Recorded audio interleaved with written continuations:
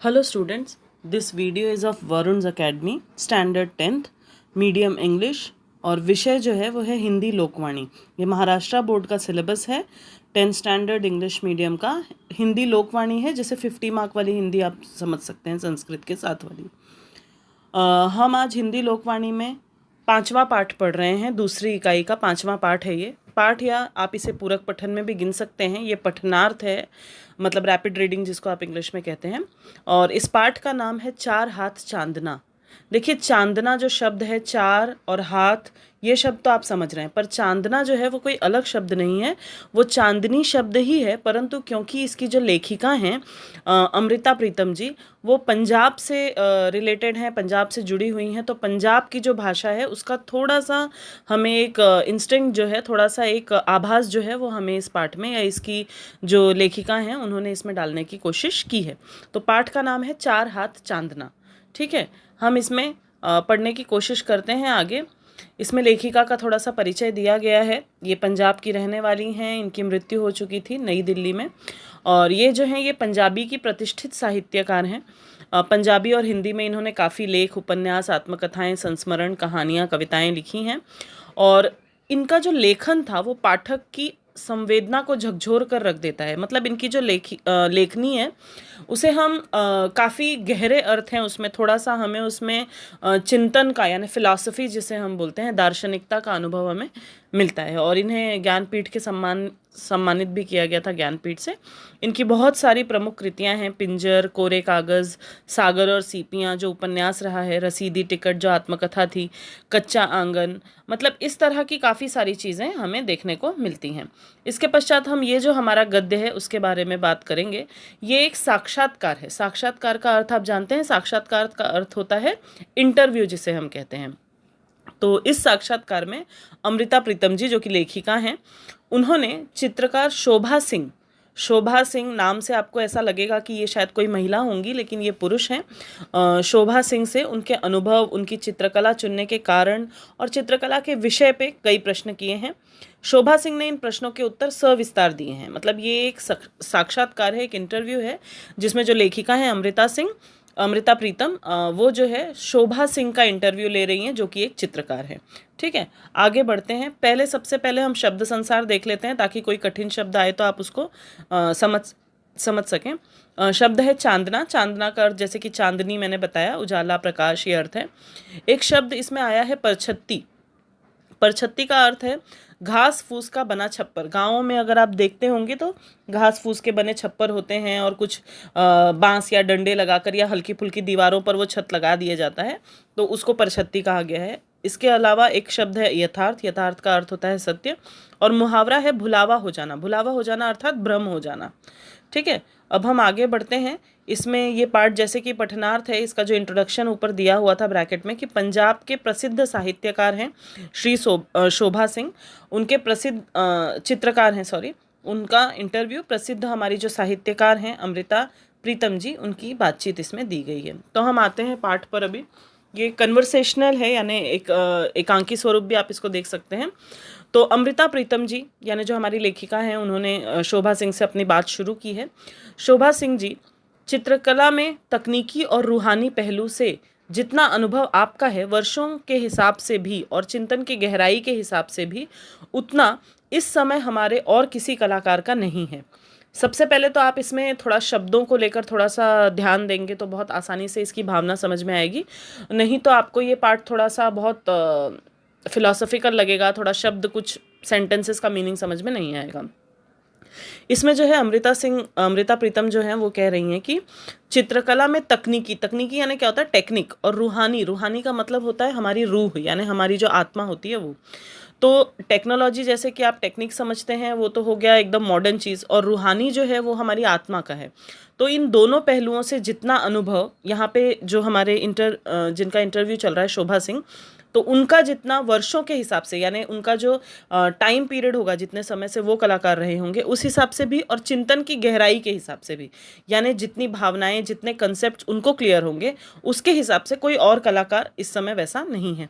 कलाकार के कर्म की व्याख्या करनी हो तो आप किन शब्दों में करेंगे। कलाकार का कर्म, देखिए कलाकार जो होता है वो कलाकार में सिर्फ चित्रकार ही नहीं है, जितने भी कला से जुड़े हुए जो भी प्रोफेशन है, जो भी काम है, उन सभी को कलाकार में सम्मिलित किया जा सकता है।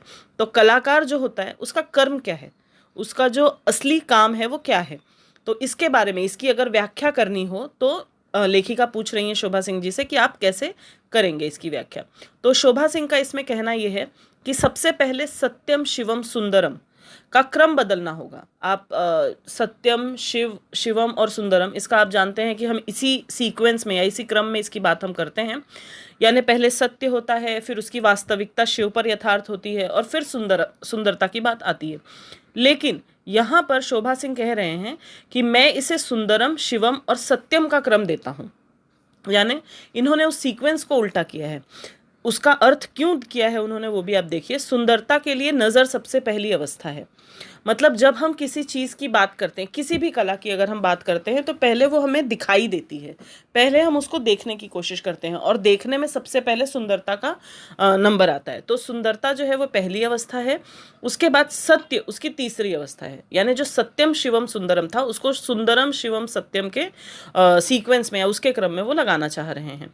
ठीक है, यह विकास की क्रिया है जिसकी पहली मंजिल सुंदरता की कल्पना है। यानी ये विकसित हो रही है, यानी ये शुरू से लेके अंत तक बढ़ती चली जा रही है। तो उसमें जो पहली मंजिल है, पहला जो एक स्थान है, वो सुंदरता को दिया जाना चाहिए। उसी कल्पना को जिसे आप अक्षरों के माध्यम से कागज पर उतारती हैं, चित्रकार रंगों और लकीरों के माध्यम से कैनवस पर उतारता है। यानी ये लेखिका जो हैं हमारी, उनके बारे में कह रहे हैं कि आप जो है उसे कागज के माध्यम से, सॉरी, अक्षरों के माध्यम से कागज़ पर उतारती हैं, क्योंकि वो लेखिका हैं, तो वो अपनी भावनाओं को या जो बाकी चीज़ें हैं उसको व्यक्त करने के लिए पेन पेपर का इस्तेमाल करती हैं।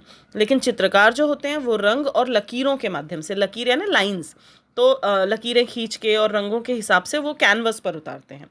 ठीक है, अमृता प्रीतम कह रही हैं चित्रकला का माध्यम आपने कैसे चुना। सबसे पहले तो उन्होंने यही बात रखी कि चित्रकार की या किसी भी कलाकार की व्याख्या कैसी होगी। अगला प्रश्न उनका ये था कि चित्रकला का माध्यम आपने कैसे चुना, मतलब अपनी भावनाओं को व्यक्त करने के लिए बहुत सारे माध्यम होते हैं, तो उसमें से आपको चित्रकला ही अधिक प्रिय क्यों हुई। इस पर शोभा सिंह का जवाब है, इस सवाल का जवाब ढूंढने के लिए मैंने कई बार एकांत में बैठकर अपनी आयु के सब वर्षों को टटोला है। आयु के सब वर्षों को टटोलने का अर्थ क्या होता है कि बैठ के उन्होंने मेमोराइज किया है, उन्होंने अपने बचपन से लेके अभी तक के समय में ये सोचने की कोशिश की है कि आखिर वो कौन सा क्षण था जब शोभा सिंह जी को ये आभास हुआ कि उन्हें चित्रकारिता में ही आगे बढ़ना है। ठीक है, तो उन्होंने टटोला है वर्षों की निचली तहों को भी। वर्षों की निचली तहों मतलब जो उनके बचपन का समय होगा, हमारी जो उम्र है उसमें आप नीचे की तरफ जाएंगे, यानी जहाँ से आपका प्रारंभ हुआ होगा, 1 साल 2 साल 3 साल, इस तरह की उम्र में जाएंगे, तो उसे निचली तह उन्होंने कहा है। मुझे लगता है कि लोगों को भी यह पक्का भुलावा हो गया है कि मैं चित्रकार हूँ, और मैं खुद भी अपने आप को यही भुलावा सा देता हूँ। मतलब कहीं ना कहीं वो नहीं मानते कि वो कोई चित्रकार हैं। चित्रकार नहीं है का मतलब ये नहीं है कि वो चित्रकारिता नहीं करते, बल्कि ये वो चीज़ उन्होंने एक्सप्रेस की है कि वो अपनी भावनाएं जो है वो एक कला के माध्यम से लोगों को दिखाते हैं। ठीक है, और लोग भी ऐसा समझने लगे हैं। इस भुलावे की बुनियाद एक घर था जिसकी मुझे बचपन से तलाश थी।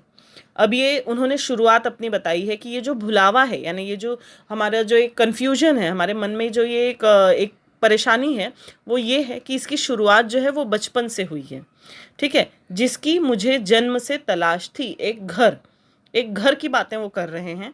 मुझे याद है मैं मुश्किल से कोई 8 बरस का रहा हूँगा, देखिए एक शब्द है, ये अभ्रंश हिंदी है, तो ये शायद 8 बरस के रहे होंगे तब की ये बात बता रहे हैं, जब आंगन की रसोई पर जो परछत्ती बनी हुई थी। देखिए ये पुराने घरों की या गांव के पुराने समय की बातें बता रहे हैं, जब आंगन की जो रसोई होती थी उस पर परछत्ती, हमने घास फूस का अभी बात किया था कि उससे बनी झोपड़ी जैसा होता है, तो उसके बारे में वो बता रहे हैं कि मुश्किल से 3.5 फुट की रही होगी, यानी उसकी हाइट 3.5 फुट की रही होगी।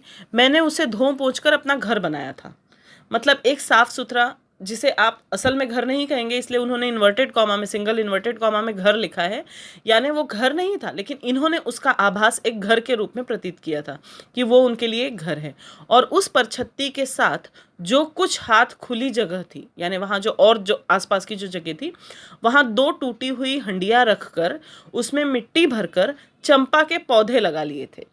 आप समझ रहे होंगे ये बातें थोड़ी सी, कि एक तो उन्होंने घर का स्वरूप बताया है कि किस प्रकार का था, उसके अलावा वहाँ जो और खुली जगह थी वहाँ उन्होंने 2 टूटी हुई हंडियाँ रखकर, यानी इससे आप देख सकते हैं कि वो कितनी प्राकृतिक या कितनी नेचुरल बात अपने कम उम्र वाली अवस्था की बता रहे हैं, कि उन्होंने 2 टूटी हुई हंडियाँ रखी थी। हंडिया आप समझ रहे होंगे, मिट्टी के जो हंडे के स्वरूप का बर्तन होता है, मटके के स्वरूप का, उसमें मिट्टी भरी उन्होंने और चंपा के पौधे लगा लिए। आप इसी से समझ सकते हैं कि बच्चों के बचपन में जब उनका खेल या उनका जो सोच होती है ना, वो कुछ अलग प्रकार की होती है, लेकिन यहाँ पर ही उनकी सोच किस प्रकार की थी, प्रकृति से जुड़ने की सोच थी उनकी। एक छोटा सा घर बनाना, उस घर के पास हंडिया में मिट्टी भर कर चंपा के पौधे लगाना, यानी वो निसर्ग से कहीं ना कहीं नज़दीक थे।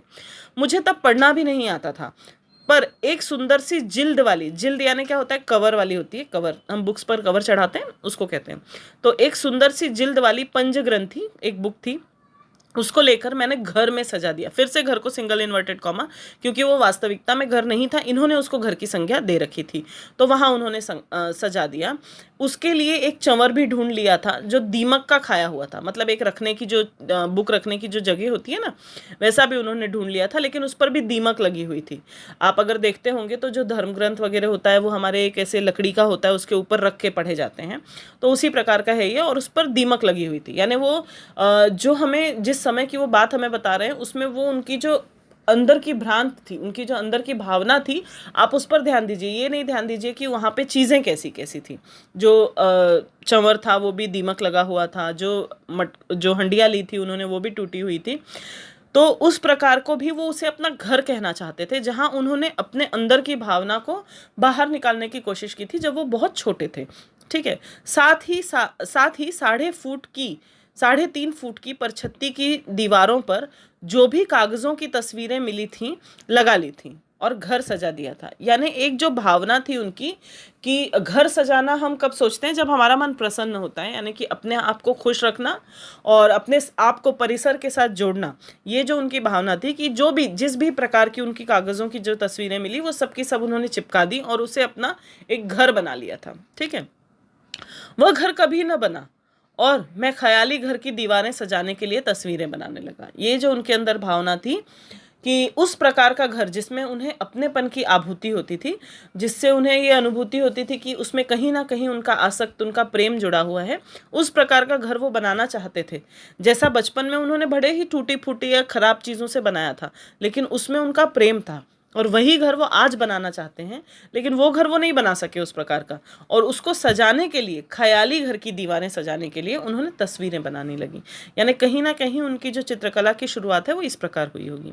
अब अमृता प्रीतम जी का अगला सवाल ये है कि आप औरत को औरत के तौर पर महत्व नहीं देते, केवल माँ के तौर पे देखते हैं। देखिए, औरत जो है उसके कई रूप होते हैं, कई भावनाएं हैं। उसे कहीं हम देवी बनाते हैं, कहीं वो किसी की बेटी है, बहन है, पत्नी है, भाभी है, चाची है, माँ है।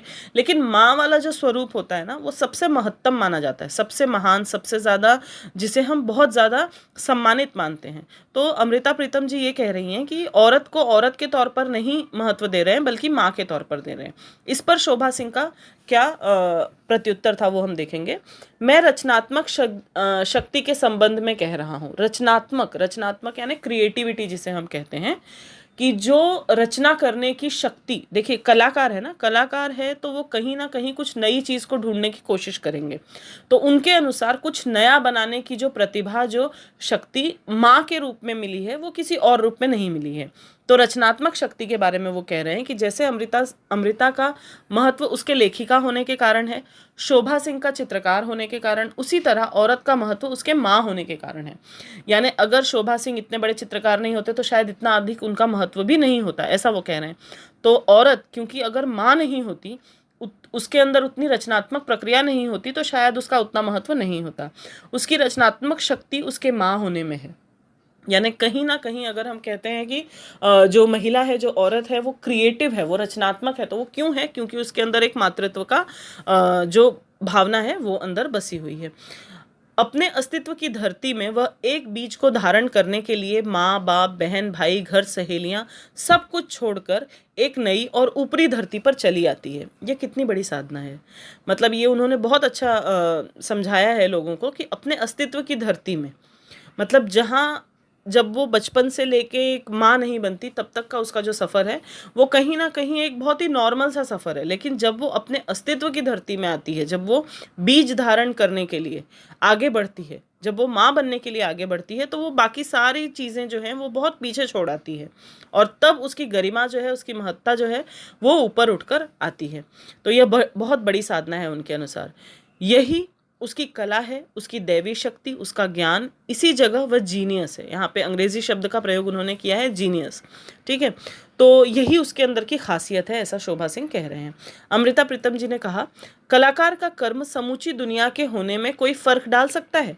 उनका ये सवाल था कि जो कलाकार है, चाहे वो किसी भी कला से जुड़ा क्यों ना हो, लेकिन जो कलाकार है, जो भी कर्म वो कर रहा है, तो क्या उसका कुछ ना कुछ स्वरूप, क्या उसका कोई ना कोई अंतर दुनिया पर पड़ता है? ऐसा वो कह रही हैं। तो शोभा सिंह का इस पर यह उत्तर है, मैं एक सच्चे कलाकार का कर्म एक छोटी सी जलती हुई मोमबत्ती समझता हूँ। उन्होंने जो है एक तुलना की है, एक कंपैरिजन किया है, जिसमें उन्होंने बताया है कि सच्चा कलाकार जो है वो एक छोटी सी जलती हुई मोमबत्ती है। किस प्रकार है आप देखिए, जो दूर तक उजाला नहीं कर सकती पर अपने इर्द गिर्द 2-4 हाथ धरती को ज़रूर चांदना दे सकती है। चांदना यानी उजाला, प्रकाश।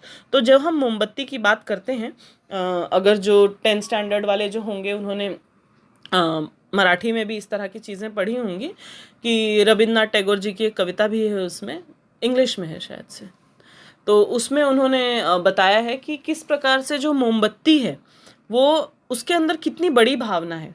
ठीक है, तो मराठी में है ये कि सूर्य जो होते हैं जब वो अस्त होने जाते हैं तो वो पूछ रहे हैं कि मैं तो चला जाऊंगा तो इस धरती का क्या होगा। तो एक मोमबत्ती आगे आती है, एक पंक्ति, पंक्ति जिसे हम कहते हैं मराठी में, वो आगे आती है और वो कहती है कि मैं आपकी जिम्मेदारी उठाने के लिए तैयार हूँ। मतलब मोमबत्ती में भले ही उतनी शक्ति नहीं है जितनी एक सूर्य के भीतर है, लेकिन मोमबत्ती में इतनी शक्ति तो है कि वो अपने आसपास की कुछ दूरी तक के लोगों को प्रभावित कर सकती है, उन्हें प्रकाश या उजाला दे सकती है। तो इसी प्रकार यहाँ पे शोभा सिंह भी कह रहे हैं कि सच्चा कलाकार जो होता है वो एक ऐसा व्यक्ति है, वो मोमबत्ती के समान है जो अपने आसपास के लोगों को हमेशा प्रकाशित करता है। तो कैसा होगा अगर देखिए आपके 4-6 हाथ पर एक मोमबत्ती है और उसके 4-6 हाथ पर एक, तो कभी ना कभी ऐसा होगा कि पूरा विश्व जो है वो प्रकाशित हो उठेगा और खूबसूरती से भर जाएगा, अगर सब लोग इस प्रकार कलाकार या इंस्पिरेशन बन जाएं दूसरों के लिए। तो यही 2-2, 4-4 हाथ का चांदना पूरी सभ्यता को प्रभावित कर सकता है। अगर हम देखें तो पूरा जो हमारा सिविलाइजेशन है, पूरी जो हमारी जो सभ्यता है, उसको प्रभावित किया जा सकता है अगर सभी के अंदर इस तरह की क्रिएटिविटी आ जाए तो। अमृता प्रीतम जी अब अगला सवाल कर रही हैं कि हमारी धरती का यथार्थ बहुत भयानक है, क्या आप कभी ये यथार्थ चित्रित करना चाहेंगे? आज हम इस धरती पर रह रहे हैं, देखिए मनुष्य जो है ना, उसके अंदर पॉजिटिव और नेगेटिव दोनों चीज़ें हैं। हम दोनों चीज़ें ग्रास भी करते हैं, दोनों चीज़ों को शोषित भी करते हैं, लेकिन हम अक्सर देखते हैं कि जो गलत चीज़ें हैं, जो नेगेटिविटी है, उसकी तरफ हमारा ध्यान बहुत जल्दी चला जाता है। जो ख़राब चीज़ें हैं उसकी तरफ हम जल्दी बढ़ जाते हैं और अच्छी चीज़ों की तरफ बढ़ने के लिए हमें कुछ वक्त लगता है। तो हम देख रहे हैं आज के समय में कि इस धरती पर या हमारे आसपास जो है स्थिति बहुत भयानक है। जब हम अखबार उठाकर देखते हैं, समाचार पत्र, न्यूज़पेपर उठाकर देखते हैं या टीवी पर न्यूज़ देखते हैं, तो हमें हमारे आसपास अच्छी चीज़ें कम और ख़राब चीज़ें ज़्यादा नज़र आती हैं। तो ये कहीं ना कहीं तो एक तरह का आक्षेप है कलाकार के ऊपर, हर तरह की क्रिएटिव इंसान के ऊपर, कि अगर हमारे आसपास अच्छाइयाँ होंगी ही नहीं तो हम उसको क्रिएट कैसे करेंगे, हम उसका अच्छा वाला रूप कैसे देखेंगे। तो कलाकार जो है उसको, जो बहुत ही यथार्थ, जो हमारे आसपास की जो सच्चाई है थोड़ी सी भयानक सी, तो क्या आप उसको कभी चित्रित करना चाहेंगे? ऐसा सवाल अमृता प्रीतम जी पूछ रही हैं। अब इसमें शोभा सिंह का उत्तर ये है, नहीं, यह यथार्थ जगह जगह पर सड़कों की पटरियों पर भी चित्रित हुआ पड़ा है। मतलब अगर आपको यही यथार्थ देखना है तो बुराइयां जो है वो तो हमें हर जगह दिखाई दे रही हैं। तो लेखक शोभा सिंह जी का कहना है कि वो मैं नहीं चित्रित करना चाहूँगा, क्योंकि भयानक गरीबी और अंतहीन दुखों का इतिहास है ये। हम हमारे आसपास उस तरह की चीज़ों को देख सकते हैं, फिर उसको मैं उसे दोबारा कागज़ों पर क्यों चित्रित करूँ? शोभा सिंह जी कह रहे हैं कि जो चीज़ें, जो गलतियां हमें हमारे आसपास, जो हमारे जो धरती के ऊपर की जो कुप्रभाव है वो हमें हमारे आसपास दिखाई दे रहा है, तो उसको चित्रित करके मैं उसे और क्यों बढ़ाऊं। उसके अलावा मैं कुछ अच्छी चीज़ें, कुछ सकारात्मक चीज़ें लोगों तक पहुंचाने की कोशिश करूंगा। तो ज़िंदगी की खूबसूरती और ज़िंदगी की अच्छाई जो दिनों दिन लोप होती जा रही है, लोप होना यानी गायब होना, तो वो कह रहे हैं कि ज़िंदगी में जो खूबसूरती है, जैसे कि उन्होंने शुरू में भी सुंदरम को पहला क्रम दिया था कि ज़िंदगी की जो खूबसूरती है, जो अच्छाई है, उसको जो दिनों दिन ख़त्म होती चली जा रही है, मैं उसे कागज़ पर चित्रित करना चाहूँगा। तो मैं उन अच्छी अच्छी चीज़ों को कागज़ पर बनाना चाहता हूँ ताकि वह मिटते मिटते कभी हमारी कल्पना से भी ना मिट जाए। मतलब जिस तरह से आज हम अगर मीटर देखेंगे अच्छाइयों और बुराइयों का, तो बुराइयाँ बहुत तेज़ी से बढ़ रही हैं, तो कहीं ऐसा ना हो कि अच्छाइयाँ कम होते होते धीरे धीरे ख़त्म हो जाएं। तो मैं उन अच्छाइयों को बढ़ाने की कोशिश कर रहा हूँ ताकि वो कभी ख़त्म ना हो। इस पर वो कह रहे हैं, विलियम ब्लेक की एक पंक्ति है कि ईश्वर सुंदर ईश्वर को गुलाब का एक फूल बनाने में 50,000 बरस लगे थे। मतलब अगर हम बात करें, मतलब किसी अच्छाई को, कोई अच्छा क्रिएटिव काम करने के लिए लंबा समय लगता है, ऐसा वो कहना चाह रहे हैं। अगर हम स्वयं को बड़ा कर लें, स्वयं यानी खुद, अपना अस्तित्व, हमारा व्यक्तित्व जो है उसकी बात वो कर रहे हैं कि अगर हम खुद को बड़ा कर लें तो जो कुछ दुनिया में खोता जा रहा है वह किसी हद तक खो जाने से बच जाए। यानी अगर हम दूसरों के अंदर की बुराइयों को खोजने से अच्छा अपने अंदर की बुराइयों को ख़त्म करके अच्छाइयों को बढ़ाने की कोशिश करें तो सब कुछ शायद सही हो सकता है। गुरुओं के चित्र भी मैं इसीलिए बनाता हूँ क्योंकि उनके स्वयं महान थे। स्वयं यानी यहाँ व्यक्तित्व की बात की गई है कि अगर हम अच्छाइयों की बात कर रहे हैं तो शोभा सिंह जी जो है वो गुरुओं के चित्र बनाते हैं। तो गुरुओं के चित्र भी वो इसी उद्देश्य से या इसी कारण से बनाते हैं कि उनके जो स्वयं थे, जो गुरु थे, उनके जो स्वयं थे, उनका जो व्यक्तित्व था वो बहुत महान था। अगर कभी कोई गुरु के हाथ से या किसी महान व्यक्तित्व के हाथ से अमृत छक लेता था, छक लेना यानी थोड़ा पा लेना, तो वह सचमुच एक शक्ति को धारण कर लेता था। मतलब अगर हम बात करें कि कुछ अच्छाई अगर हमने किसी गुरु से सीख ली है तो सचमुच उसके अंदर एक शक्ति आ जाती है। यह केवल एक भोले इंसान का विश्वास नहीं था जो उसे शक्ति देता था, यह उस व्यक्तित्व का प्रभाव था जिसके हाथ से वह शक्ति ग्रहण करता था। यानी कहीं ना कहीं अगर हम जिसको हम फॉलो कर रहे हैं, जिसके हम मार्गदर्शन पर चल रहे हैं या जिसके पद चिन्हों पर हम चल रहे हैं, अगर वो महान है तो कहीं ना कहीं हमारे अंदर जो अच्छाइयाँ आ रही हैं वो कहीं ना कहीं उन्हीं का रिफ्लेक्शन है, उन्हीं की परछाई है जो हमारे अंदर नजर आ रही है। तो कलाकार का कर्म भी एक व्यक्तित्व बनना है, तभी कला में उसका प्रभाव आ सकता है। यानी एक स्वयं, कलाकार के अंदर भी एक स्वयं या एक व्यक्तित्व होना आवश्यक है, क्योंकि वो जब तक महानता की ऊंचाइयों पर नहीं पहुंचेगा तब तक उसकी जो कला है वो भी ऊपर नहीं उठ सकेगी। कला जब कला के लिए होती है तब उसका कोई प्रभाव नहीं होता। मतलब कला जब अच्छाई के लिए होती है, जब अच्छी चीज़ों के लिए होती है तो उसका कोई प्रभाव नहीं होता। अमृता प्रीतम जी अगला सवाल पूछ रही हैं, सो कलाकार की शक्ति उसके चिंतन में है और चिंतन के अमल में है, इसके आप दर्शक का क्या कर्म समझते हैं। तो जो कलाकार है, कलाकार जो है वो तो खुद बहुत चिंतन कर रहा है, बहुत फिलोसॉफिकल है, बहुत अच्छाई या पॉजिटिव चीज़ों को देख रहा है और उसको चिंतन के अमल में है। मतलब वो महसूस कर रहा है जो उसके ऊपर अमल करना है, यानी उस चीज़ को वो क्रिएट कर रहा है लोगों को दिखाने के लिए। लेकिन इसमें आप दर्शक का क्या कर्म समझते हैं। जैसे कि अगर चित्रकार ने या किसी लेखक ने जो चीज़ें लिखी, हमने उसे कैसे आत्मसात किया, जो उसके व्यूअर्स हैं, जो उसको देखने आए हैं, जो उसके दर्शक हैं या जो उसको समझने पढ़ने वाले लोग हैं, वो उनका क्या कर्म है। मतलब तो शोभा सिंह ने अब आगे की बात बताई है कि कई दर्शक ऐसे भी होते हैं जो बगल में लगे हुए चित्र को देखने के लिए पूरी तरह गर्दन भी नहीं घुमाते या सरसरी नज़र से सब चित्रों को देखकर पूछेंगे बस और तस्वीरें नहीं हैं। यानी ये वो लोग हैं जो शायद उन तस्वीरों से या उन कलाओं से अंदर से या अपनी आत्मा से नहीं जुड़े हुए होते, वे केवल आंखों से देखते हैं, मन से नहीं देखते। तो कई लोग ऐसे भी होते हैं, जो लोग मन से नहीं देखेंगे, जो लोग उसकी भावना को आत्मसात नहीं करेंगे, उनको कभी समझ नहीं आएगा कि आखिर उस कला में क्या था। जैसे हम कोई कविता पढ़ते हैं, कोई लेख पढ़ते हैं, कुछ लोग उसको सिर्फ समझते हैं और कुछ लोग उसको बहुत ही गहराई से उस पर चिंतन करते हैं और आत्मसात करते हैं। तो पर कलाकार का कर्म किसी हद तक दर्शक को वह आंख देना भी है। मतलब कहीं ना कहीं कलाकार का जो कर्म है, जो उसकी ड्यूटी है, वो ये भी है कि उस दर्शक को वो अपनी ओर आकर्षित करे, उसको अपनी असलियत या अपनी अच्छाई जो है वो बताने की कोशिश करे, जिससे वह देख और समझ सके। कुछ दिन हुए एक अमीर सी औरत आई, बड़े आदर से चित्रों को देखती रही, बैठी रही, फिर बोली, आपने मुझे प्रसाद नहीं दिया। यानी कहीं ना कहीं वो उस कला को एक महान दर्जे पर पहुंचाने की कोशिश कर रही थी। ठीक है, तो औरत के बारे में वो बता रहे हैं कि बहुत देर तक बैठी रही, फिर उसने पूछा, आपने मुझे प्रसाद नहीं दिया। मैंने पूछा, आपने इतनी देर तक पहाड़ी हवा में सांस ली, फिर क्या यह सुख प्रसाद नहीं है? क्या प्रसाद सिर्फ बूंदी होता है? मतलब यहाँ पर बहुत ही सुंदर बात उन्होंने कही कि जो चित्र रहा होगा वो शायद पहाड़ियों का या बहुत ही ऐसा पॉजिटिव दृश्य रहा होगा, तो उसको देखा आपने, आप अगर उससे अंतरात्मा से अगर आप उससे जुड़े तो आपको उन वादियों की, उस जगह की सांस मिली, उस जगह की हवा मिली, तो ये बहुत बड़ा प्रसाद था, ये बहुत बड़ा सुख था। तो हम प्रसाद की या उसका हमने एक पिक्चर अपने दिमाग में बना लिया कि प्रसाद जो है वो फल देगा, कोई बूंदी देगा, वही हमारे लिए प्रसाद है। तो प्रसाद वो नहीं होता, प्रसाद वो है जो सामने वाला हमें अच्छाई दिखा रहा है और जो हम अपने आप से पा लेते हैं, वो असली प्रसाद है। तो यह सोच और सूझ होती है जिसे कलाकार को अपने दर्शक को देना होता है, यानी यही समझ जो है वो कलाकार का कर्म है कि वो अपने दर्शक को दे। तो ये एक बहुत ही अच्छा साक्षात्कार था। शौक सुराही से नामक पुस्तक से लिया गया है ये साक्षात्कार। तो ये हिंदी मीडियम का था, इंग्लिश मीडियम का था, महाराष्ट्र बोर्ड स्टैंडर्ड 10 हिंदी लोकवाणी विषय था जिसमें से ये पाठ था। ठीक है, धन्यवाद।